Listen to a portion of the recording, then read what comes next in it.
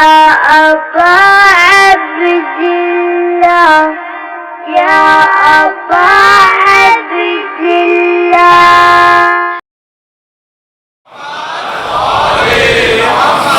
أعوذ بالله من الشيطان الرجيم. بسم الله الرحمن الرحيم.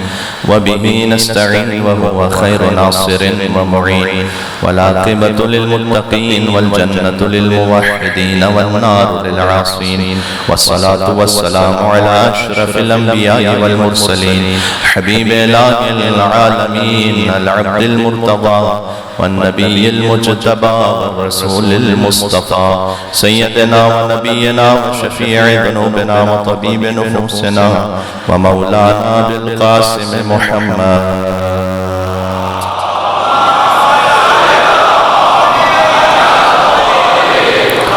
وعلى آله الطيبين الطاهرين المعصومين المظلومين المنتجبين المنتخبين الميامين. اللهم صل وسلم وزد وبارك على صاحب الدعوة النبوية والصولة الحيدرية والعصمة الفاطمية والحلم الحسنية والشجاعة الحسينية والعبادة السجادية والمآثر الباقرية والآثار الجعفرية والعلوم الكاظمية والحجج الرضبية والجود التقوية والنقاوة النقوية والهيبة العسكرية والغيبة الإلهية.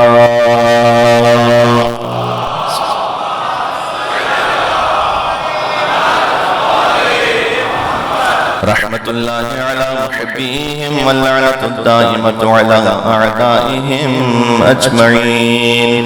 ہر شب ہم پڑھتے ہیں دعا امام زمانہ علیہ السلام، لیکن آج شب جمعہ ہے. مزید اہتمام کے ساتھ اپنے آپ کو متوجہ کرتے ہوئے قلب مطہر امام زمانہ علیہ السلام کی طرف اس دعا کے ساتھ کہ اللہ عز و جل ان کے قلب کو ہم سے راضی و خوشنود فرمائے، ہمیں اپنے بچوں کی تربیت ان کی خواہش کے مطابق کرنے کی توفیق عطا فرمائے، اور اللہ سبحانہ وتعالیٰ سے دعا ہے کہ وہ مولا کے ظہور میں تعجیل فرمائے. بسم اللہ الرحمن الرحیم. اللہم کن ولیک حجت ابن حسن صلواتک علیہ وعلا آبائے فی آخر الساعة وفی الساعة وليا وهكذا وقائدا وناصرا ودليلا حتى تسكنه أرضك طوعا وتمتعه فيها طويلا.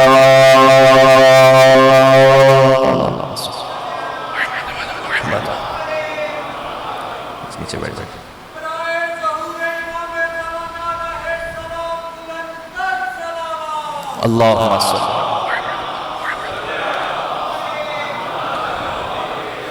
أما بعد فقد قال الله الحكيم. بسم الله الرحمن الرحيم.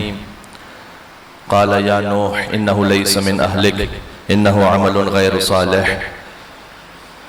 فلا تسألني ما ليس لك به علم إني أعيذك أن تكون من الجاهلين. بلندتر نعرہ صلوات.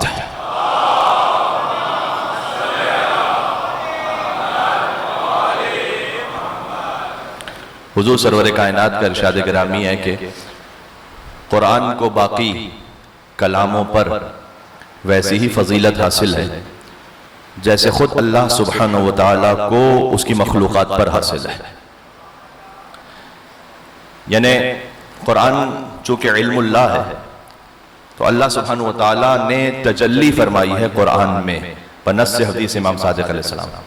اپنے بندوں کے لیے اللہ فزیکل ایگزسٹنس کے ساتھ تو ظاہر نہیں ہو سکتا، لیکن اللہ کی نور کی تجلی اللہ نے قرآن میں فرمائی ہے اپنے بندوں کے لیے. جناب امیر نے ارشاد فرمایا ہے، میں یہ دو احادیث آپ کے سامنے ایک مقصد تک پہنچنے کے لیے پیش کر رہا ہوں. جناب امیر علیہ السلام نے ارشاد فرمایا کہ قرآن پڑھا کرو اس لیے کہ قرآن وہ نصیحت کرنے والا ہے کہ جو تم سے کبھی خیانت نہیں کرے گا. کتنی مرتبہ ایسا ہوتا ہے کہ آپ کسی سے بات کرتے ہیں کوئی مشورہ لیتے ہیں تو یو آر ناٹ 100% شیور کہ یہ جو بات کہہ رہے ہیں یہ واقعاً بینی و بین اللہ امانت کے ساتھ کہہ رہے ہیں یا ان کا اپنا کوئی اور معاملہ ہے, کوئی اور انٹرسٹ ہے. کاروباری معاملات میں تو بہت ہوتا ہے ایسا, بعض اوقات فیملی میٹرز میں بھی ہوتا ہے. تو مولا علیہ السلام نے فرمایا کہ قرآن وہ نصیحت کرنے والا ہے کہ جس میں کوئی خیانت نہیں, اور وہ بات کرنے والا ہے کہ جس میں کوئی جھوٹ نہیں ہے, اور وہ ہدایت دینے والا ہے کہ جس کے ساتھ کبھی بھی گمراہی مکس نہیں ہے. ہاں کبھی ہوتا ہے کہ ایک بات صحیح ہے لیکن اس کے ساتھ کچھ اور مکس بھی ہے, ہدایت و گمراہی حق و باطل مکس ہے. مولانا کا ایسا نہیں ہے, قرآن وہ نصیحت کرنے والا ہے کہ جس میں کوئی بھی خیانت نہیں ہے. اب مثال کے طور پر آپ سے کسی نے پوچھا کہ میں کیسا لگ رہا ہوں اس وقت, اور ہو سکتا ہے کہ وہ آپ کو اتنے کوئی خاص نہ لگ رہے ہوں لیکن آپ دل رکھنے کے لیے کہیں گے کہ جناب ماشاءاللہ کیا ہی کہنے آپ کی. قرآن چونکہ ہدایت کی کتاب ہے نا تو وہ دل رکھنے کے لیے معاملات کو نہیں بولتا. قرآن اسٹریٹ فارورڈ ہے, اور اس کا اسٹریٹ فارورڈ ہونا اس لیے ضروری ہے کہ اگر قرآن بھی تکلفات میں پڑ جائے تو پھر حق و باطل روشن کیسے ہوگا. اس طریقے سے ائمہ علیہ السلام کے لیے ہم کثیر تعداد میں روایات کو دیکھتے ہیں کہ کئی مرتبہ وہ اپنے فضل کا اظہار فرماتے تھے. یعنی مولا علیہ السلام خود یہ فرماتے تھے کہ انا لسان اللہ الناطق, میں اللہ کی بولتی ہوئی زبان ہوں, یا ید اللہ الباسطہ عین اللہ الناظرہ. معمولاً یہ اچھا نہیں سمجھا جاتا کہ انسان اپنی خوبیاں خود دوسروں کے سامنے بیان کرتا پھرے, آداب کے خلاف ہے. لیکن ائمہ علیہ السلام کے بارے میں آپ کو کثرت سے ملے گا کہ اپنے علم کا اظہار فرمائیں گے, اپنی فضیلت کا اظہار فرمائیں گے. اللہ سبحانہ وتعالیٰ نے ہمیں متعین کیا ہے. یہ کیوں ہے؟ اس لیے کہ دیکھیں امامت کے معاملات میں تکلف نہیں ہے. امام علیہ السلام سے کوئی جا کے کہے گا کہ آپ مولا ہیں, آپ حجت خدا ہیں, تو امام سامنے سے پلٹ کر یہ نہیں کہیں گے کہ ارے نہیں کیسی بات کر دی آپ نے, میں کہاں اس قابل تھا, یہ تو آپ کا حسن نظر ہے. اس لیے اگر امام علیہ السلام اس طرح سے پلٹ کر جواب دینے لگے تو پھر ہدایت میں کلیئرٹی نہیں رہے گی. بات واضح ہے؟ اب اس آیت کو سنیے گا کہ جو سلام کلام میں نے پڑھی ہے. اگر فرض کیجئے کہ ایک شخص کا آپ سے 20 سال کی رفاقت اس کا تعلق ہے, اور 20 سال تک آپ نے اس کی ہر بات مانی ہے, ہر کام اس کا کیا, اور 20 سال بعد ایک ضرورت آپ کو ایسی پڑ جاتی ہے کہ آپ سے کہتے ہیں یار میرا یہ ایک کام کر دو, تو آپ کیا ایکسپیکٹ کرتے؟ ظاہر ہے یار میں نے 20 سال اس کی بات مانی ہے تو کم سے کم ایک بات تو میری منہ کی بات رکھے گا. حضرت نوح علیہ السلام نے 950 سال تک اللہ کی بات مانی ہے. ذرا غور کیجیے گا, میں کچھ کہنے لگا ہوں, کل کی گفتگو سے مربوط ہو رہی ہے میری بات. 950 سال تک لوگوں کے تانے سنے, تشنی سنی ہے, تن سنے, اے نوح یہ کہاں تم صحرا میں کشتی بنا رہے ہو, یہاں پانی کا کوئی تصور ہی نہیں ہے, کون سا طوفان آنے والا ہے. حضرت نوح علیہ السلام جب کشتی بناتے تھے تو ان پر بڑا طنز کیا جاتا تھا. تو حضرت نوح علیہ السلام اللہ سبحانہ وتعالیٰ کے حکم سے یہ کام کرتے رہے. اس میں بھی بڑی نصیحتیں ہیں. چونکہ شب جمعہ لہذا میں حضرت حجت علیہ السلام کے حوالے سے ان کی خدمت میں جملہ کہہ دوں. مولا امام زمان علیہ السلام کے نام پر مل کے صلوات بھیجے گا محمد و آل محمد پر.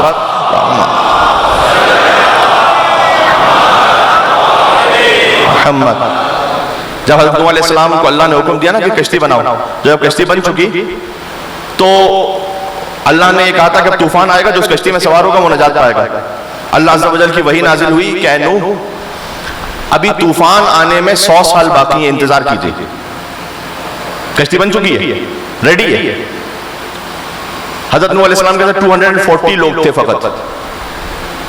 صدیوں کی سینچریز کی تبلیغ کے بعد 240 فقط بس. تو حضرت نوح علیہ السلام نے کہا کہ اللہ تعالیٰ کا حکم ہے کہ 100 سال صبر کرو. اس میں سے 1/3 نے کہا کہ یہ کیا آپ ہم کو, اگر میں عام زبان میں کہوں تو آپ ہم کو بیوقوف بناتے رہے 100 سال تک, کبھی عذاب آنے والا ہے. اب جب کشتی بن چکی تو آپ کہہ رہے 100 سال اور ویٹ کرو, یہ تھوڑی ہو سکتا ہے. تو 1/3 چھوڑ کے چلے گئے. 100 سال گزر گئے, پھر اللہ کی وحی اے نوح ان سے کہیے جو باقی رہ گئے ابھی 100 سال اور انتظار کریں. ابھی بھی یہ سارے خالص نہیں ہوئے. آپ کو سمجھ میں آ رہا ہے کہ امام زمان علیہ السلام کے ظہور میں تاخیر کیوں ہو رہی ہے؟ یہ کلینزنگ ہو رہی ہے ہماری. امام مہدی علیہ السلام کے نام پر مل کے صلوات دے دیں اور محمد و آل محمد پر اللہم صلی علی.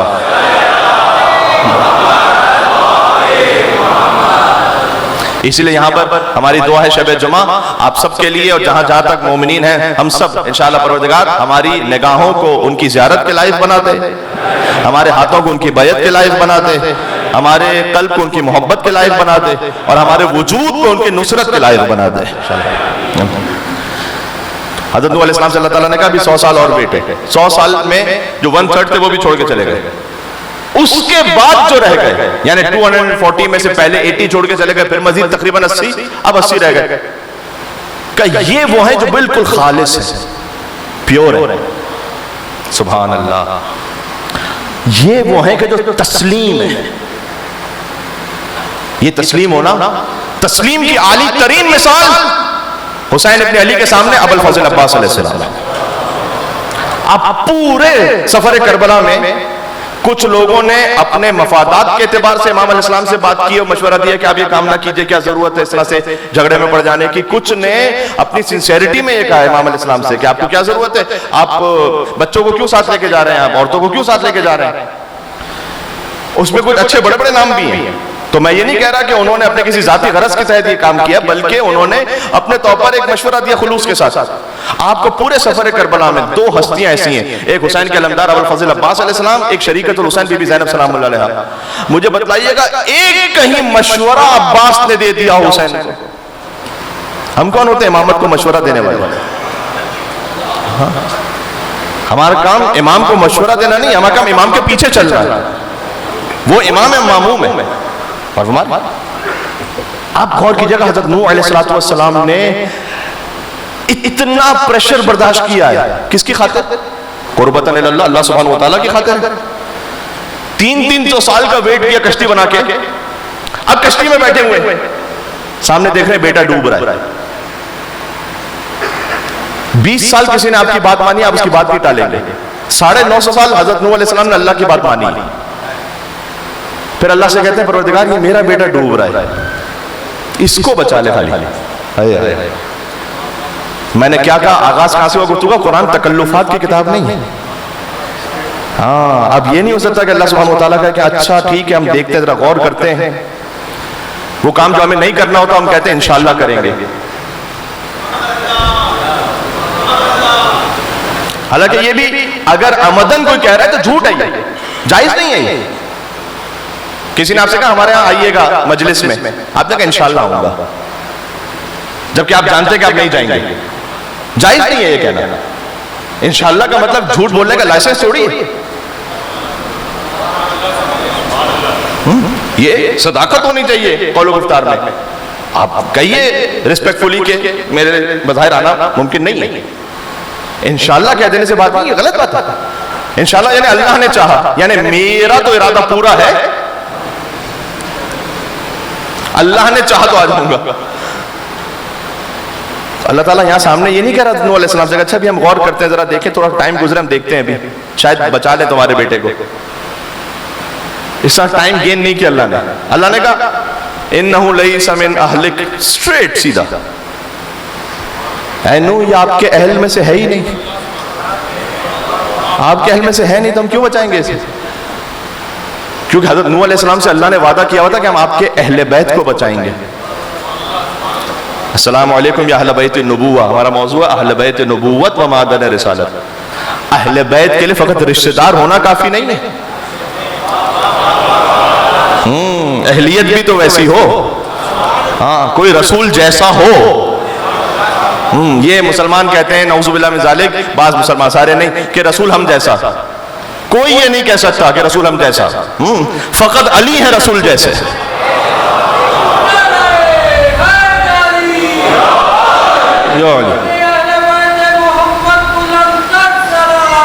اللہم صلی علیہ.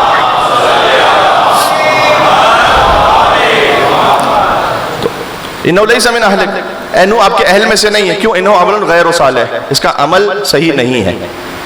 غور کیجئے گا, یہاں اللہ تعالیٰ نے, یہاں بلاغت ہے, یہاں اللہ تعالیٰ نے یہ نہیں کہا کہ اس کا ترجمہ بعض اوقات سمجھانے کے لیے ہوتا ہے کہ اس کا ایک عمل غیر صالح ہے اس لیے کہ آپ کو نہیں مانا اس نے. نہیں, انہو عامل بعمل غیر صالح نہیں ہے قرآن میں کہ وہ ایک عمل غیر صالح انجام دینے والا ہے. انہو عمل غیر صالح، وہ پورا کا پورا عمل غیر صالح ہے، پورا مجسم اس کا وجود عمل غیر صالح ہے. کیوں؟ معاملہ کیا ہے؟ معاملہ یہ کہ فقط حضرت نوح علیہ السلام کی ولایت کو قبول نہیں کر رہا. ہم اس کی اہمیت کو نہیں سمجھ رہے عزیزان گرامی. بسا اوقات کہ جب اس پہ کبھی ممبر سے بھی بات ہو تو لوگ یہ سمجھتے ہیں کہ یہ کیوں اس کو غدیر کا جو واقعہ ہے مثلا 14 سال پہلے گزر چکا ہے تو آج دہرانے کی ضرورت کیا ہے؟ آج دہرانے کی ضرورت یہ ہے کہ 14 سال پہلے غدیر کے واقعے سے من کنت مولا فہذا علی مولا، آج ہم یہ کہنا چاہتے ہیں کہ من کنت مولا فہذا مہدی مولا.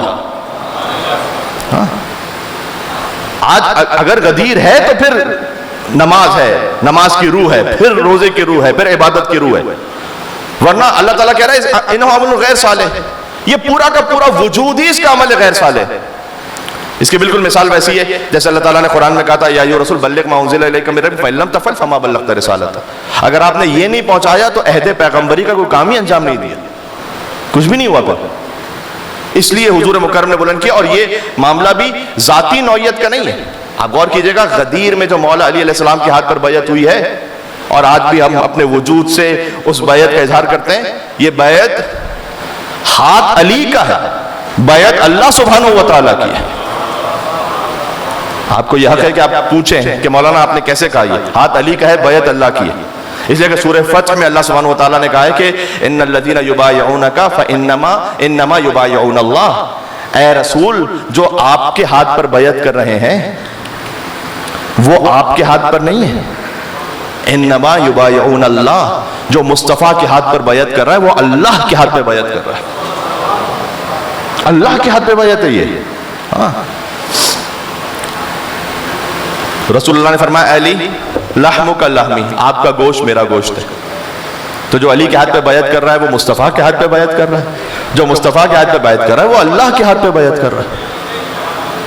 میں آپ سے آگے بات آپ اگر قبول کر سکیں، کربلا میں ہاتھ حسین کا ہے، بیعت اللہ کی ہے. اللہ اکبر. ظہور کے وقت ہاتھ مولا مہدی کا ہوگا، بیعت اللہ سبحانہ و تعالیٰ کی ہوگی. اور جب غیبت کے زمانے میں ہم رہ رہے ہیں کہ بظاہر کوئی اس وقت معصوم ہاتھ ہمارے سامنے نہیں ہے، تو یہ جو علم ابو الفضل عباس علیہ السلام کا پنجہ ہے یہ شبیہ ہے اس علم کی. گویا جب ہم ہاتھ بڑھا کر اس علم کی طرف بیعت کر رہے ہیں یہ بیعت حسین ابن علی کی تجدید کر رہے ہیں. اس خاطر ہے کہ علم کو جو اٹھا رہا ہے اور علم کی جو رسپیکٹ کر رہا ہے اور تعظیم کر رہا ہے اور علم کو جو چوم رہا ہے، سوچ کر ہاتھ لگانا یہ ہے غازی کا علم. قلب کو پاک بنانا یہ ہے غازی کا علم. ہاں اس کے کچھ تقاضے، اس کے کچھ آداب ہیں. ذہن کا رچ ہٹانا یہ ہے غازی کا علم. تب کہیں اس کو اٹھانا یہ ہے غازی کا علم. یہ فقط رسم نہیں ہو رہی کوئی انجام یہاں پر کہ بعض لوگ علم اٹھا کر چل رہے ہیں اور ایک رسمن ایک کاروائی ہو رہی ہے. نہیں، یہ اظہار ہے اس بات کا کہ ہماری بیعت حسین ابن علی کے ساتھ ہے. سوچ کر ہاتھ لگانا یہ ہے غازی کا علم. قلب کو پاک بنانا یہ ہے غازی کا علم. ذہن کا رچ ہٹانا یہ ہے غازی کا علم. تب کہیں اس کو اٹھانا یہ ہے غازی کا علم. ورنہ کفار سے جب جنگ میں ٹکراؤ گے تم بھی میدان میں علم چھوڑ کے بھاگ آؤ گے.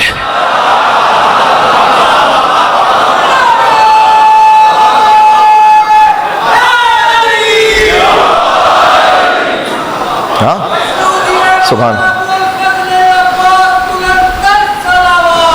اللہ.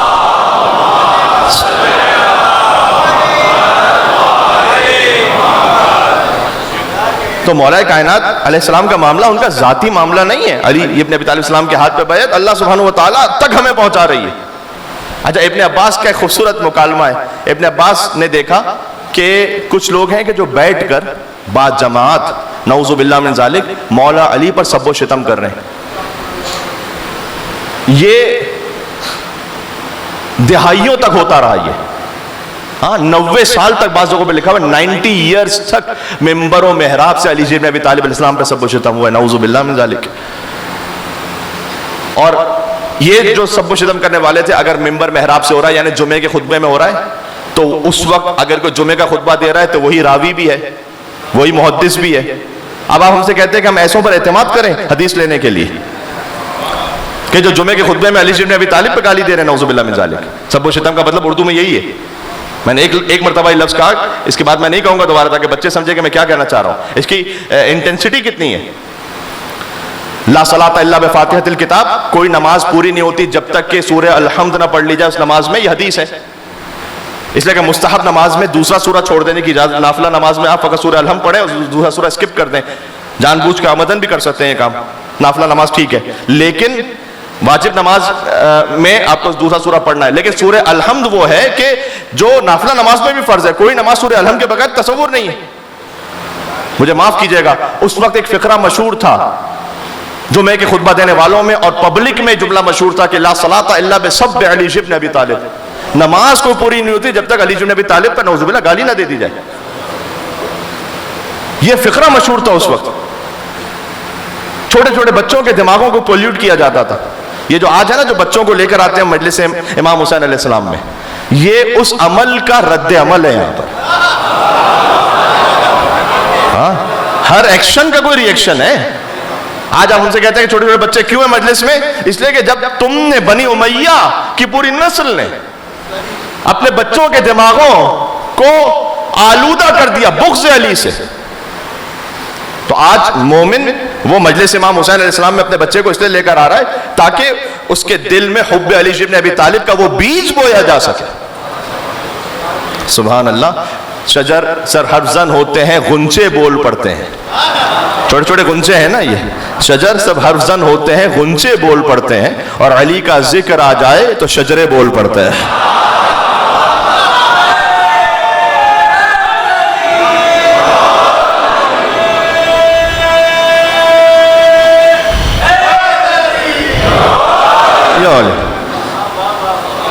ابن عباس نے دیکھا کہ ایک گروپ بیٹھا ہوا ہے جو مولا علیہ السلام پر سب و شتم کر رہا ہے.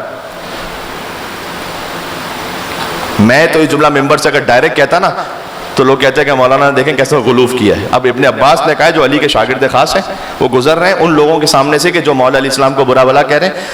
ابن عباس نے رک کر کہا یہ کیا میں سن رہا ہوں کہ تم اللہ پر سب و شتم کر رہے ہو؟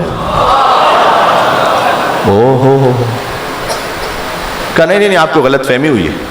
روایت یہ نہیں آپ کو غلط فہمی، ہم تو علی پہ کر رہے ہیں سب و شتم. تو ابن عباس نے کہا یہ میں کیا سن رہا ہوں، کیا تم رسول اللہ پر سب و شتم کر رہے ہو؟ کہا نہیں آپ سمجھے نہیں، ہم تو علی پہ کر رہے ہیں. کہ میں اس لیے کہہ رہا ہوں کہ میں نے خود رسول اللہ سے سنا ہے کہ من سب علی فقط سبنی، جس نے علی کو برا کہا اس نے مجھے برا کہا، جس نے مجھے برا کہا اس نے اللہ کو برا کہا. یہ وہ راستہ ہے، یہ السلام علیکم یا اہل بیت النبوہ، یہ وہ ایک واحد راستہ ہے جو ہمیں پہنچائے گا اللہ سبحانہ و تعالیٰ تک. ورنہ شیطان کا معاملہ کیا ہے؟ شیطان ایک سجدہ نہ کرنے کی وجہ سے اللہ تعالیٰ، اگر میں عام زبان میں کہوں اتنا کیوں بھڑک اٹھا ہے؟ اللہ تعالیٰ کو کیا پرابلم ہے ایک سجدہ نہ کرنے؟ پروردگار 6000 سال تک بلکہ لاکھوں سال تک شیطان نے عبادت کی ہے، تو اس میں پرابلم کیا ہے؟ نہیں پرابلم یہ ہے کہ سجدہ تو کر رہا ہے لیکن دل میں انا ہے، بت ہے. یہ خطرناک ہوتا ہے کبھی کبھار. دیکھیں دل سے واقعاً اگر کوئی کسی کے دل میں ایگو اور ایسی انا ہے تو اس کو نکالنا چاہیے دل سے. یہ اس سے گھر ٹوٹتے ہیں، اس سے تعلقات بگڑتے ہیں، اس سے کسی مومن کی حق تلفی ہوتی ہے. بالخصوص چونکہ مردوں کا مجمع میرے سامنے ہے، بالخصوص خاندانی معاملات میں مرد کی شاید زیادہ رسپانسبلٹی بنتی ہے، اس لیے کہ اللہ سبحانہ و تعالیٰ نے آپ کو ولایت عطا کی ہوئے گھر میں تھوڑا سا ہمیں صبر کرنے کی ضرورت ہے. کہ ولایت کا مطلب ڈکٹیٹرشپ نہیں ہے گھر کی، ولایت کا مطلب رسپانسبلٹی ہے گھر کی. ہاں رسپانسبلٹی اور ڈکٹیٹرشپ میں فرق ہوتا ہے. ڈکٹیٹر وہ ہوتا ہے جو کہے گا کہ جو میں نے کہہ دیا چاہے صحیح ہے غلط ہے یہ ہوگا. نہیں ایسا نہ بنے. یہ اچھا ہر انسان کے اندر کوئی نہ کوئی جو بت ہے، میرے اندر بھی ہو سکتا ہے شہرت کا بت ہو. فرض کیجئے میرا بت آپ نہیں جانتے اور آپ کا بت میں نہیں جانتا.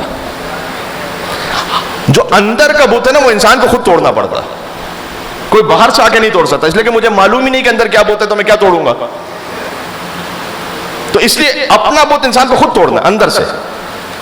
کسی کے لیے بت ہے اس کا نام، اس کا بزنس، اس کا کوئی بھی معاملہ ایسا. بت کا مطلب کیا ہے؟ بزنس کرنا بری بات نہیں ہے، آپ حلال سے کمائیے.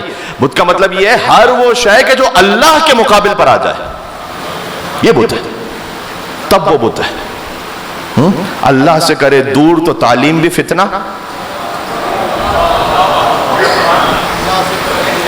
اللہ سے کرے دور تو تعلیم بھی فتنہ، املاک بھی، اولاد بھی، جاگیر بھی فتنہ، ناحق کے لیے اٹھے تو شمشیر بھی فتنہ، شمشیر تو کیا نعرہ تکبیر بھی فتنہ، ناحق کے لیے ہے تو یہ مولا علی علیہ السلام کے دشمنوں نے کچھ قرآن بلند کر دیا تھا نیزوں پر، اللہ اکبر کہہ رہے تھے. مجھے بتائیے وہ جو اللہ اکبر کہہ رہے ہیں وہ حق ہے یا وہ فتنہ ہے؟ خالی اپیرنٹ پہ نہیں جائیں، ظاہر پہ نہیں جائیں، آپ کو بابصیرت ہونا چاہیے، آپ کو اندر تک دیکھنا کہ اس کا ظاہر ہے تو باطن کیا ہے پھر اس کا. ہاں اللہ سے کرے دور تو تعلیم بھی فتنہ، ناحق کے لیے اٹھے تو شمشیر بھی فتنہ، شمشیر تو کیا نعرہ تکبیر بھی فتنہ. میں ایک جملہ کہنے لگا ہوں، علی کے دشمن کی زبان پر اگر پولیٹیکلی نعرہ تکبیر بھی آ رہا ہے تو وہ فتنہ ہے، اور علی ابن ابی طالب کے دست مبارک میں اگر ذوالفقار بھی ہے تو وہ فتنہ نہیں ہے، وہ رحمت پروردگار ہے، وہ مرضی پروردگار ہے، اس لیے کہ حجت خدا کے ہاتھ میں فساد فی الارض کو ختم کر رہی ہے. ٹھیک ہے، اب ایک تھوڑی سی بات سنیے گا کہ یہ جو میں نے بت کی بات کی، حضرت نوح علیہ السلام نے کہا کہ پروردگار یہ میرا بیٹا ہے، اللہ تعالیٰ نے کہا کہ تمہارا بیٹا نہیں ہے، اہل نہیں ہے. ایسی ایک دعا سملر حضرت ابراہیم علیہ السلام کی. جب حضرت ابراہیم علیہ السلام کو امامت عطا ہوئی، انی جاعلک للناس اماما قال ومن ذریتی، انہوں نے کہا پروردگار کیا میری نسل میں بھی کوئی امام ہے؟ قال لا ینال عہد الظالمین، کہ آپ کی نسل میں جو ظالم ہے نا وہ ہے آپ کی اولاد لیکن امام نہیں ہے وہ. ہاں آپ کی اولاد میں فقط وہ امام ہے کہ جو ظالم نہیں ہے. ظالم کا مطلب خالی چاقو مار دینے والا نہیں. یہاں پر ان الشرک لظلم عظیم، اللہ تعالیٰ نے قرآن میں کہا شرک سب سے بڑا ظلم ہے، اور جو ظالم ہے وہ امام نہیں ہو سکتا. اس کا مطلب کوئی کبھی کسی زمانے میں مشرک رہا ہو، وہ بعد میں اسلام قبول کر کے رضی اللہ تعالی عنہ تو ہو سکتے ہیں، امام نہیں ہو سکتے. ہاں امام نہیں، امامت کے لیے ایک الگ کوالٹی چاہیے، اس کے لیے ایک الگ فضیلت چاہیے. حضرت ابراہیم علیہ السلام نے ایک اور دعا کی تھی، سورہ ابراہیم کی آیت نمبر 35، نوٹ کیجئے گا، جا کے دیکھیے گا. کہتے ہیں پروردگار اس مکہ کو شہر امن بنا دے. اللہ تعالیٰ نے دعا قبول کی، والتین والزیتون وطور سین وہذا البلد الامین، مکہ کو کا شہر امن. اور ایک اور دعا کی، وجنبنی وبنی ان نعبد الاصنام، اور مجھے بچا لے اور میرے بچوں کو، بیٹوں کو، اولادوں کو بچا لے، ان نعبد الاصنام، کہ ہم بت پرستی نہ کریں.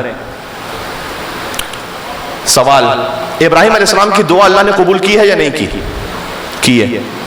تو جا کر دیکھیے گا اولاد ابراہیم، پورا عرب تو اپنے آپ کو اولاد ابراہیم کہتا تھا اور پورا عرب بت پرستی میں مبتلا تھا. تو حضرت ابراہیم علیہ السلام کہتے ہیں پروردگار میرے بچوں میں بت پرستی نہ آئے. تو پورا عرب کیسے بت پرستی کر رہا ہے؟ مسئلہ وہ یہ کہ بچے ہیں اہل نہیں، سارے بچے اہل نہیں ہیں. عربوں کی بت پرستی جو نا ایک پورا ٹاپک ہے پڑھنے والا، ایک بڑا فیسینیٹنگ ٹاپک بھی ہے یہ کہ وہ کیسے بت بناتے تھے، اس کا مقصد کیا ہوتا تھا. عربوں میں حضرت عدنان تک جو جنریشن پہنچی اسماعیل علیہ السلام سے، حضرت عدنان کے بعد عدنان کے 4 پوتے تھے، ربیعہ، مضر، ایاد اور انار. ایاد الف یاد الف دال. انار کے بارے میں کہا گیا کہ ان کی کوئی اولاد نہیں تھی. ایاد کے بارے میں کہا گیا کہ ان کی اولاد کا پتہ نہیں چلا کہ وہ کہاں جا کر سیٹل ہو گئی. جتنے حجاز میں، جو اس کو آج ہم سعودی عرب کہتے ہیں، وہاں پر جو کوئی تھا وہ یا ربیعہ کی اولاد میں سے تھا یا مضر کی اولاد میں سے تھا. ان میں سے ہر ایک پھر الگ سب قبیلے تھے، ان کے سینکڑوں قبیلے، اور ہر قبیلے کا اپنا اپنا بت تھا ایک. اچھا، سب سے پہلے عامر بن لحی بن حارثہ، اس نے سب سے بڑا بت حبل بنایا اور حبل بنا کے رکھا اس نے، اور کہتا تھا اعلیٰ حبل، بلندی و حبل کے لیے. اور اس نے سارے قبیلوں سے کہا، اس لیے کہ ہر قبیلے کا سردار وہ پرستش کرواتا تھا اپنے قبیلے کو اپنے بت کی. تو تو اس نے یہ کہا کہ دیکھو تم اپنے اپنے بتوں کو تو پوچھو لیکن یہ سب سے بڑا بت ہے، اس پر اتحاد کرو. تو اس نے عربوں کا اتحاد قائم کیا بت پرستی پر. یہ بھی ذرا غور کیجئے گا، اتحاد، ہر اتحاد اچھا نہیں ہوتا. وہ دیکھنا ہے کہ آپ کس خاطر اتحاد ہو رہا ہے، کس سبب سے اتحاد ہو رہا ہے. تو وہ بت پرستی پر نے کہا کہ بھائی یہ سارے ہم سب متحد ہوں گے حبل کے نام پر. پھر اس کے بعد انہوں نے اسی نے ایک نائلہ بت بنایا. نائلہ دیوی تھی، فیمیل بت. وہ زمزم کے پاس نے رکھا جوان عورت کی صورت میں. ایک اصاف تھا، پھر یعوق شیر کی طرح تھا، یغوث گھوڑے کی طرح تھا، ود ایک جوان کی طرح تھا، پھر نصر ایک اور دیوی تھی. اس طرح کے بت الگ الگ قبیلوں کے بنتے گئے. اس طرح سے پھر ہر قبیلے نے کہا کہ ہمارا ایک پیچ اپ ہونا چاہیے کسی اور قبیلے کے ساتھ. تو اوس و خزرج وہ پوچھتے تھے عزا کو، اور قریش و کنانہ پوچھتے تھے منات کو، اور بنو ثقیف پوچھتے تھے لات کو. اس طرح سے ہر ایک کا اپنا اپنا اپنا ایک بت تھا پورا. اور جن کے پاس جگہ نہیں بچی تھی کہ وہ خانہ کعبہ میں بت رکھ سکیں، میں آپ کو ایک خاص نقطے کی طرف لے جانا چاہتا ہوں، بہت غور کیجئے گا. جن کے پاس جگہ نہیں بچی تھی کہ خانہ کعبہ میں بت رکھ سکیں، انہوں نے بت بنانے والوں سے یہ کہا تھا کہ چھوٹے چھوٹے سائز کے بت بناؤ، ہماری آستینوں میں ہوں. ہائے ہائے ہائے ہائے ہائے ہائے ہائے ہائے، ہماری آستینوں میں ہوں. تو تاکہ بس ہم اسے جلدی سے نکال کر، اقبال نے ویسے ہی تھوڑی کہا تھا اگرچہ بت ہیں جماعت کی آستینوں میں، مجھے ہے حکم ازاں لا الہ الا اللہ. یہ دور اپنے ابراہیم کی تلاش میں ہے، صنم کدا ہے جہاں لا الہ الا اللہ. تو جیسے ابراہیم بت شکن ہے نا، ویسے حسین ابن علی السلام علیہ کیا وارث ابراہیم خلیل اللہ. ابراہیم نے ظاہری بتوں کو توڑا ہے اور حسین نے چھپے ہوئے بتوں کو، جو باطنی بت ہے نا اندر، اسے توڑا ہے حسین ابن علی نے. حسین باطنی بتوں کا بت شکن ہے. اسی خاطر ہے کہ وہ جو بت پرستش کرتے تھے ان کے لیے بھی تھا زمانہ جاہلیت. اور اگر کوئی حسین کو نہ مانے، حضور نے فرمایا من مات ولم یعرف امام زمانی مات میتۃ جاہلیہ. جو مر جائے اپنے زمانے کے امام کو نہ پہچانے وہ جاہلیت کی موت مرتا ہے. وہ کیوں ہے؟ اس لیے کہ حسین جاہلیت سے نکال کر علم کی طرف لانے والے لوگوں کو. ہاں سبحان اللہ. مجھے علامہ رشید ترابی صاحب کا اسی بحر پر شاید یہی وجہ تھی کہ اقبال نے جو شاید ادھوری بات لکھی تھی اگرچہ بت ہے جماعت کی آستینوں میں، مجھے حکم ازاں لا الہ الا اللہ، تو اس کو کمپلیٹ کیا علامہ رشید ترابی صاحب نے کہ رشید امام زمانہ کی معرفت کے بغیر، رشید امام زمانہ کی معرفت کے بغیر فقط ہے وہم و گماں لا الہ الا اللہ.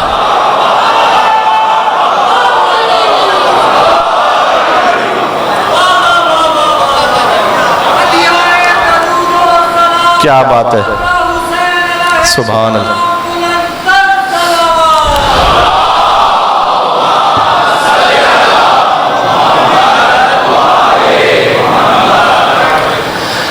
اگرچہ بت ہے جماعت کی آستینوں میں، مجھے ہے وہم و گما، فقط ہے وہم و گما لا الہ الا اللہ. حضرت علامہ رشید ترابی صاحب کی روح کو ایصال ثواب کرتے ہوئے وہ کہتے ہیں کہ محمد و علی و فاطمہ حسین و حسن، محمد و علی و فاطمہ حسین و حسن، کدھر ہے کہکشاں لا الہ الا اللہ. اور خدا کی راہ میں کٹتی ہے یوں شب ہجرت، نفس نفس پہ جنا لا الہ الا اللہ. علی ایک ایک سانس میں جنت خرید رہے تھے. سبحان اللہ. حسین ابن علی. اچھا اب یہ جو سارے بت ہیں، مجھے ایمان سے بتائیے گا آپ کو ہر قبیلے کا بت ملے گا اس کے نام کے ساتھ، اس کی شکل کے ساتھ. میں ممبر پر آنا چھوڑ دوں گا اگر کوئی میرا مسلمان بھائی یہ بتلا دے کہ ابو طالب کے یہاں پر کون سا بت تھا.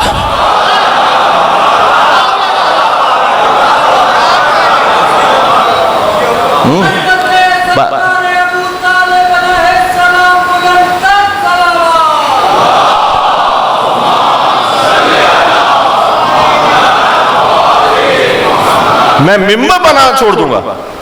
مجھے بتلائیے کہ اگر ابو طالب علیہ السلام کے خانوادے میں کوئی بت تھا. اگر نہیں تھا تو مانو کہ جب پورا عرب بت پرست تھا وہاں فقط علی کا باپ وہ تھا کہ جو موحد بھی تھا. اس لیے کہ بت شکن کا باپ تھا. اس لیے آپ کو حضرت ابو طالب السلام کے خانوادے کا کوئی بت نہیں ملے گا. اور اسی لیے اسی خاطر ہے کہ دعوت ذو العشیرہ اللہ کا پیغام ہے نا, اللہ کا پیغام پہلا وہ اللہ کے گھر میں اناؤنسمنٹ ہونا چاہیے تھا, لیکن اللہ کے گھر میں اناؤنسمنٹ نہیں ہے, ابو طالب کے گھر میں اناؤنسمنٹ ہے. اس لیے کہ رحمان کے گھر بت تھے, عمران کے گھر بت نہیں تھے.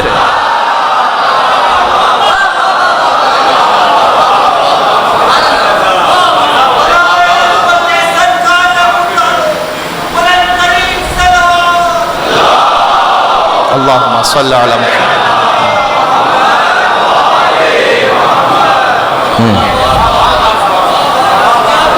اللہ کیا کسی بت پرست نعوذ باللہ اسے اپنا رسول دے گا پالنے کے لیے؟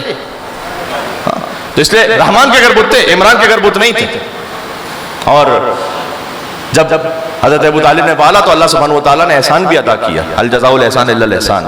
عمران نے تھا احمد مختار کو پالا, عمران نے تھا احمد مختار کو پالا, سرکار نے پھر حیدر کرار کو پالا. کرار نے حسنین سے شاہکار کو پالا, ہر دور کے سردار نے سردار کو پالا. ایک پردہ توحید میں خود ڈھال رہا ہے اور مہدی کو حجابوں میں خدا پال رہا ہے. جی اس لیے تو یہ پیور وہ سلسلہ ہے. السلام علیکم یا اہل بیت النبوہ. یہ جہاں کبھی بھی بت پرستی نہیں رہی, اس لیے اس پیور راستے سے جانا ضروری ہے اللہ سبحانہ وتعالیٰ کے پاس. آخری اس میں جملہ کہہ رہا ہوں, پھر میں منزل مصائب پر آ رہا ہوں, کل یہیں سے بات شروع کریں گے. جانتے ہیں صحیح راستے سے اللہ کے پاس جانا کیوں ضروری ہے؟ ایک ترک کہاوت ہے, ٹرکش, کہ اگر آپ لومڑی سے دین سیکھیں گے نا تو ایک دن یقین کرنے لگیں گے کہ مرغیاں چرانا بھی ایک عبادت ہے. اب اس کی تشریح مجھ سے تو نہیں پوچھئے گا یہاں پر آپ.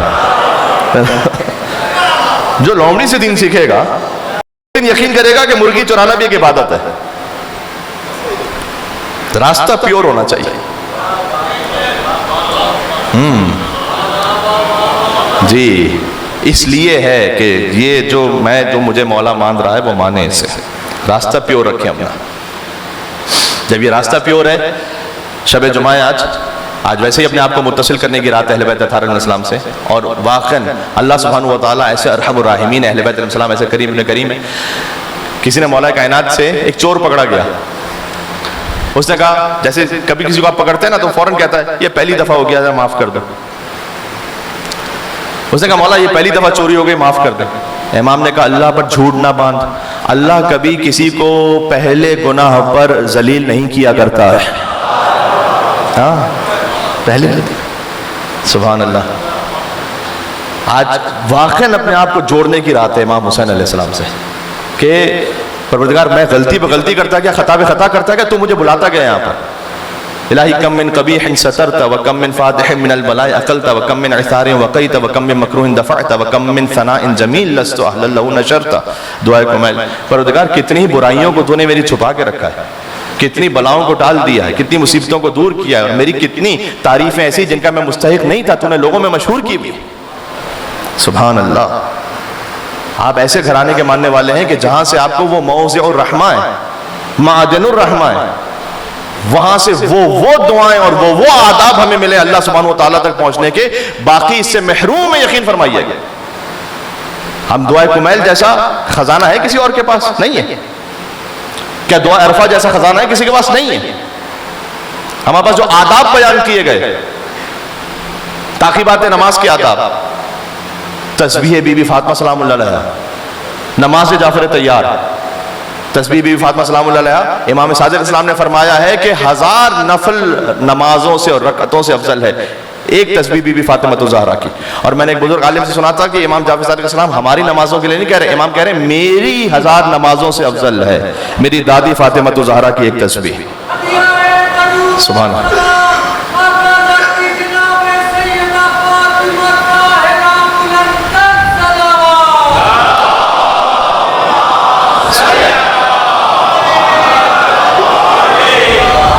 محمد وعجل فرجہ. تو اس لیے یہ سارے تحفے ملے میں. سب سے پہلی بات اور ضرورت اس بات کی ہے کہ نفس پاک ہو کہ یہ سارے تحفے ہم پر اثر کر سکے. مثال ایک دفعہ میں بہت پہلے دے چکا ہوں کہ جب بار بار کنویں سے پانی نکالا جائے اور کنویں کا پانی صاف نہ ہو تو سوال یہ ہے کہ کنویں سے کتا بھی نکالا یا نہیں نکالا. ہاں ایک کتا کنویں میں گر گیا تو کسی نے کہا 10 ڈول نکال لو تو کافی ہے, پانی صاف ہو جائے گا. اچھا پانی تھوڑی دیر کے لیے صاف ہوا پھر گندا ہو گیا, کہ 10 ڈول سے کام نہیں چلے گا, 100 ڈول نکالو. 100 ڈول نکالے پھر بھی کچھ دیر کے لیے پانی صاف پھر گندا. تو ایک حکیم صاحب گزر رہے تو انہوں نے کہا پانی تو نکال رہے ہو, پہلے دیکھو کتا بھی نکالا اندر سے یا نہیں نکالا. تو اندر سے یہ جو رجس ہے, نجاست ہے, حسد ہے, تکبر ہے, یہ سب ایگو ہے, قطع رحمی ہے, یہ سب نجاستیں نکلی ہیں تو پھر ذکر امام حسین علیہ السلام کی تاثیر ہے, یہاں پھر قلب میں تاثیر ہے. شب جمعہ ہے, ویسے ہی امام حسین علیہ السلام کی زیارت کی رات ہے. ابھی میں کچھ احادیث دیکھ کر آ رہا ہوں. شب جمعہ اللہ انبیاء کو, اوصیاء کو, ملائکہ کو بھیجتا ہے حسین ابن علی کی زیارت پر. امام نے فرمایا کہ آسمانوں میں اور زمین میں کوئی نبی ایسا نہیں کہ جو تڑپتا ہو کہ پروردگار تو مجھے اذن دے کہ میں جاؤں حسین کی زیارت پر. سب سے بڑھ کر حسین کی ماں فاطمہ الزہرا وہاں پر حاضر ہوتی ہیں. تحضر عند قبر ابنہا, وہ خود اپنے بیٹے کی قبر پر حاضر ہوتی ہیں. وتستغفر لزوارہ, اور وہ اپنے حسین کے زائرین کے لیے استغفار کرتی ہیں. بی بی فاطمہ الزہرا استغفار کرتی ہیں حسین کے زائرین کے لیے. یا اللہ, ایک مرتبہ یہ کہ ہم معافی مانگے اپنے گناہوں کی, ایک مرتبہ یہ کہ بی بی فاطمہ الزہرا کہیں پروردگار یہ میرے حسین کا چونکہ ظاہر ہے تو میں معافی مانگ رہی ہوں اس کے لیے کہ تو اس کے گناہوں کو معاف کرتے ہیں, میں مغفرت طلب کر رہی ہوں. اللہ اکبر, اللہ اکبر. اس لیے یہ شب جمعہ, وہ بھی عشر امام حسین علیہ السلام میں شب جمعہ نصیب ہو جائے. عزیزان گرامی, یہ اپنے آپ کو بدلنے والی رات ہے.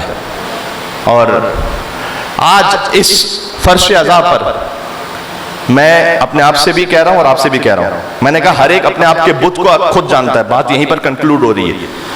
اگر ہم ایک وعدہ کر سکیں, ہر ایک اپنے اپنے طور پر, کسی کو بولنے کی بھی ضرورت نہیں ہے, اپنے اپنے دل میں, کہ ایک بری عادت ہے میری, فلاں کوئی بھی عادت, میں آج شب جمعہ جب اس فرش سے اٹھوں گا تو امام حسین کی خاطر اس بری عادت کو چھوڑ کر اٹھوں گا. یہ نیت کر کے میں اٹھ رہا ہوں.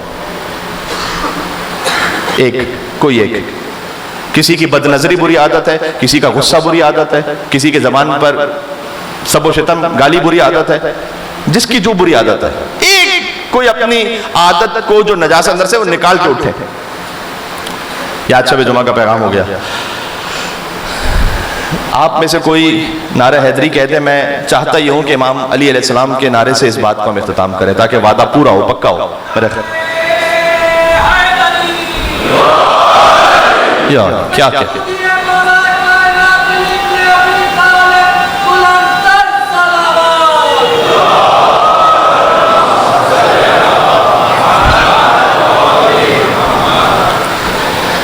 حسین کربلا پہنچ گئے, 2 محرم الحرام کو پہنچے, اور ایک مقام پر امام حسین علیہ السلام نے سواری کے 7 جانور بدلے.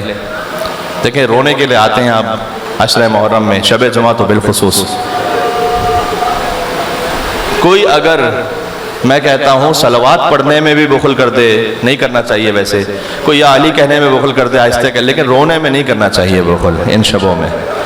اس لیے کہ اگر رونے میں بھی بخل کیا تو پھر فرش عزا پر آنے کا مقصد پورا نہیں ہوگا.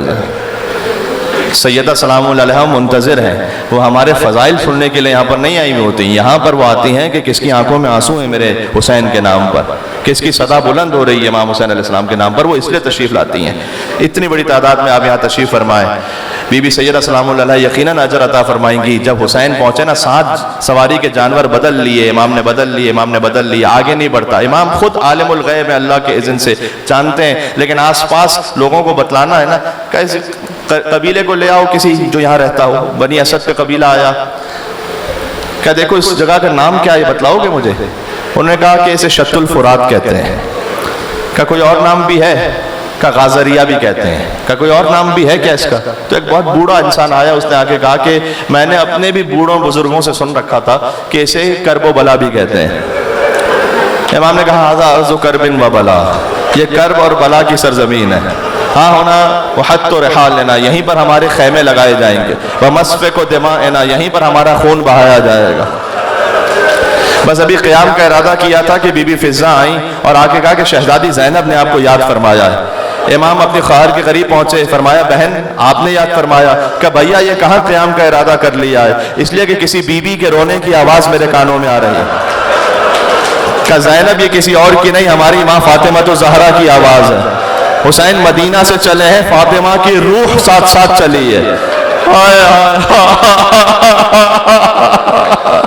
یا فاطمہ الزہرا سلام اللہ علیہا، شب جمعہ بی بی سیدہ سلام اللہ علیہا کو پرسہ پیش کرنا ہے۔ اس کے بعد بنی اسد والوں سے زمین خریدی، انہی کو ہبا کی، تحفے میں دی۔ کہ مولا آپ زمین کیوں خریدنا؟ آپ ہمارے مہمان ہیں، نواز رسول ہیں آپ۔ کہ نہیں، مجھے چند دنوں کے لیے یہاں نہیں رکنا، مجھے قیامت تک کے لیے یہیں قیام کرنا ہے۔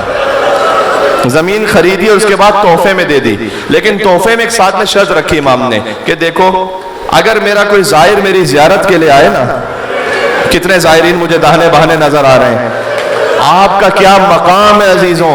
حسین نے کربلا پہنچنے کے بعد سب سے پہلے جسے یاد کیا ہے، حسین نے سب سے پہلے جسے یاد کیا ہے وہ اپنا زائر ہے۔ فرمایا کہ میرا زائر یہاں پر آئے تو اسے میری قبر کا نشان بتانا۔ آج تو آپ کو دور سے گنبد نظر آتا ہے نا، اس زمانے میں حسین کا گنبد نہیں تھا کوئی، لوگ ڈھونڈتے تھے کہ قبر حسین کہاں پر ہے، کہ کوئی ڈھونڈتے ڈھونڈتے آئے تو اسے بتانا فاطمہ کا لال یہاں مارا گیا۔ اسے 3 دن تک کھانا کھلانا، 3 دن تک پانی پلانا۔ یہ جو 40 پر نام امام حسین کے صدقے میں موقف لگتے ہیں نجف سے کربلا، کوئی زائر پیاسا نہیں رہتا، کوئی زائر بھوکا نہیں رہتا، یہ امام حسین کی وصیت کا صدقہ ہے۔ امام نے کہا تھا میرے زائر کے لیے کھانے کا اہتمام کرنا، پانی کا اہتمام کرنا۔ وہ حسین جو خود 3 دن کے پیاسے رہنے والے تھے، وہ کہتے تھے میرا زائر کوئی پیاسا نہ رہنے پائے۔ میں نے کربلا میں مجلس پڑھتے ہوئے یہ جملہ کہا تھا، بڑی دقت ہوئی تھی، آپ تک بھی یہاں پہنچاتا ہوں۔ میں نے پہلے تو یہ پوچھا کہ دیکھیں کوئی پیاسا تو نظر نہیں آ رہا، ہاں یہاں کوئی زائر پیاسا نہیں ہے۔ اچھا یہاں کوئی مستور بے ردا تو نظر نہیں آ رہے؟ یہی کربلا تھا کہ کربلا میں زینب کی چادر، حسین کی بہنوں کی چادر چھین لی گئی تھی۔ وہاں کربلا میں آپ کو زائر نظر آئیں گے، ان کے ساتھ چھوٹے چھوٹے بچے بھی ہوتے ہیں، کوئی زائروں کو تماچے مارنے والا تو نہیں ہے۔ اسی کربلا کے مقتل میں حسین کی 4 سال کی بچی کو اتنے تماچے مارے گئے، سکینہ کے رخساروں کا رنگ بدلتا گیا۔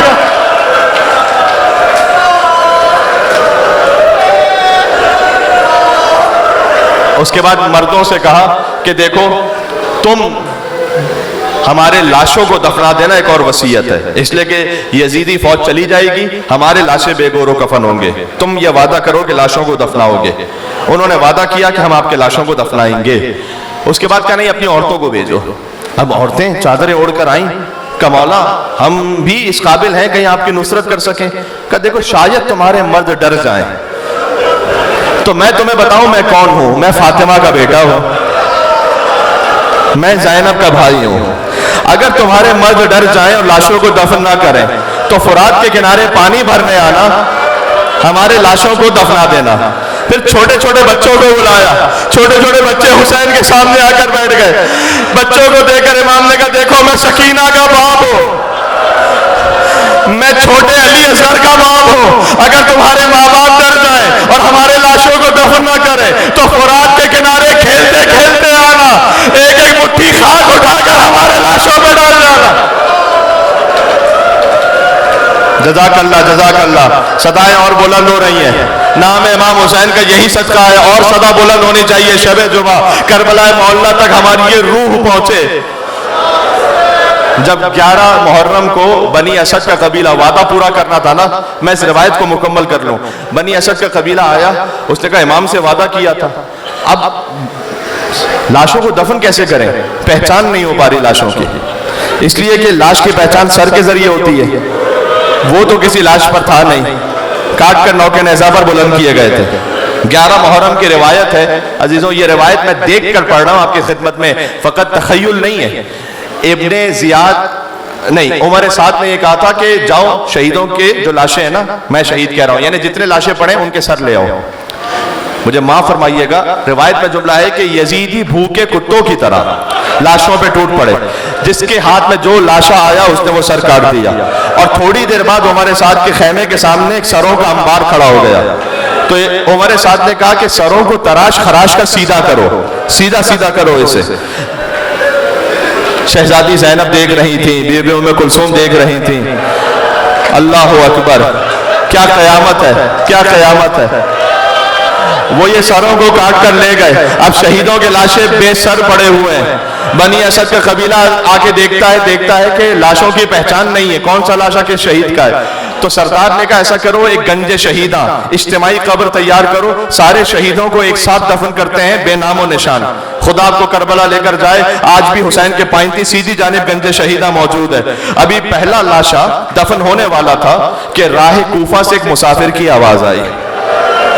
بھائی امام کا لاشا تو صرف امام ہی دفنا سکتے ہیں نا, لہٰذا یہاں پر معجزہ دکھلایا گیا. امام آئے اور آ کر کہتے ہیں دیکھو میں بتاتا ہوں کون سا لاشا کس شہید کا لاشا ہے.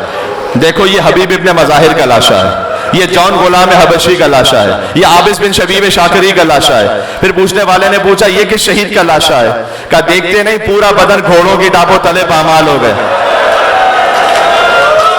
یہ یتیم حسن قاسم کا لاشا ہے. زبان حال پڑھ رہا ہوں یہاں پر کہ جو زندہ تھا دائیں طرف کے گھوڑے بائیں طرف چلے گئے, بائیں طرف کے گھوڑے دائیں طرف چلے گئے. پھر کسی نے پوچھا آقا یہ کس شہید کا لاشا ہے؟ کہا دیکھتے نہیں کلیجے میں برچھی کا ٹوٹا ہوا پھل موجود ہے. یہ میرے کڑیل جوان بھائی علی اکبر کا لاشا ہے. میں بالکل اختتام پر آ گیا. جس کے دل میں جتنا تھا میں یا حسین کہتے ہوئے روتا جائے. آخر میں ایک لاشا رہ گیا تھا. آقا یہ کس شہید کا لاشا ہے؟ سید سجاد بیٹھ گئے, کہتے تھے ہائے میرا بابا, ہائے میرا بابا. سجاد نے حسین کے لاشے کو اٹھایا.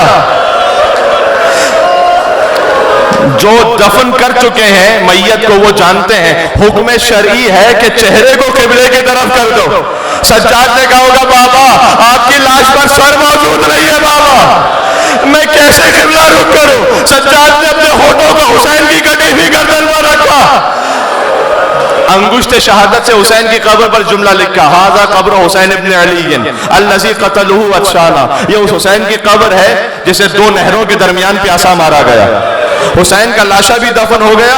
اب بنی اسد والے اٹھے, انہوں نے کہا کہ مولا سارے لاشیں دفن ہو گئے, اب ہم جا رہے ہیں. کہنا یہ بھی ایک لاشا باقی رہ گیا. ہاں سلام ہے ان کو جو پہچان گئے کہ کون سا لاشا بھی باقی ہے. کہ چلو میرے ساتھ فرات کے کنارے, میرا چچا ابو الفضل العباس. روایت میں عباس کا لاشا اس قابل نہ تھا کہ اٹھایا جا سکے. امام ایک جگہ سے اٹھاتے تھے دوسری طرح سے گرتا تھا, دوسری طرف سے اٹھاتے تھے سر سے گرتا تھا. ایک چٹائی کو منگوایا, چادر میں عباس کے لاشے کو رکھا. مولا لحد میں اترے, سب سے کہا دور ہو جاؤ کوئی قریب نہ آنے پائے. راوی کہتے ہیں بہت دیر ہو گئی, مجھے ڈر ہوا سجاد کہیں بے ہوش نہ ہو گئے ہو. اب جو میں قریب جا کر دیکھتا ہوں سجاد کا سر عباس کے سینے پر تھا اور فریاد کر رہے تھے اے میرے غیرت مند چچا, آپ تو یہاں آرام کر رہے ہیں اور میں آپ کو آپ کی بہنوں کی حالت بتانے آیا ہوں. آپ کی وہ بہنیں جو کبھی گھر میں بھی بے بکرا و چادر نہ ہوئی, آج کوبے کا بازار ہے, زینب کا سر کھلا ہے. چچا خدا نے جو امتحان آپ سے نہ لیا وہ آپ کا بھتیجا سید سجاد.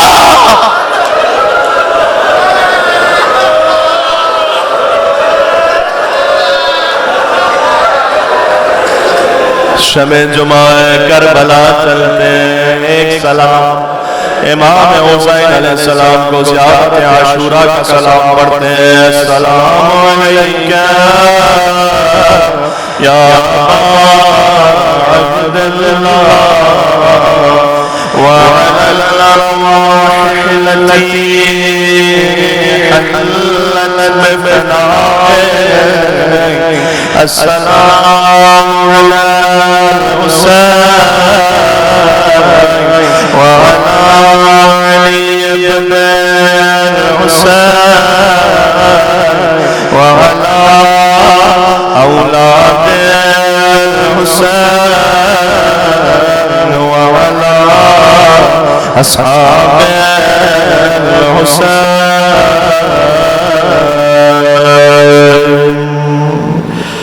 یا